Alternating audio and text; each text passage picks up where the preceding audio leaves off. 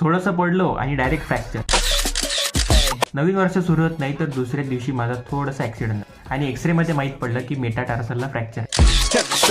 आणि जेव्हा मी हॉस्पिटल गेलो तेव्हा मला एक शॉकिंग गोष्ट माहीत पडली की फ्रॅक्चर होणं हे फार मोठ्या प्रमाणात वाढलेलं आहे. त्याच्या मागचं कारण शोधायला गेलं तर 2 कारण लक्षात आले. एक म्हणजे कॅल्शियम डिफिशियन्सी आणि दुसरं म्हणजे व्हिटॅमिन डी डेफिशियन्सी. आता कॅल्शियमचा डाएट तर आपला थोडाफार कमी झालेलाच आहे. आपण दूध आणि दुधाचे पदार्थ कमी खातो किंवा त्याच्यामध्ये अडल्ट्रेशन आता वाढलेलं आहे. व्हेजिटेरियन लोक नॉनव्हेज अंडे खात नाही. पण जे लोक चांगल्या प्रमाणात कॅल्शियम डाएट घेतात अशा लोकांमध्ये सुद्धा हाड त्यांचे कमजोर आहे. कारण कॅल्शियम ॲब्झॉर्ब होण्यासाठी व्हिटॅमिन डीची आवश्यकता आहे आणि व्हिटॅमिन डीचं मेन सोर्स आहे सूर्य. आणि भारतातील लोकांमध्ये व्हिटॅमिन डी डेफिशियन्सी मोठ्या प्रमाणात वाढत आहे. फ्रॅक्चरचं प्रमाण वाढत आहे. ऑस्टिओपोरोसिस सारखे डिसीज वयामध्ये होत आहे. म्हणून चांगल्या प्रकारचा कॅल्शियम डाएट घ्या आणि रोज सूर्यप्रकाशामध्ये थोडंफार तरी राहा.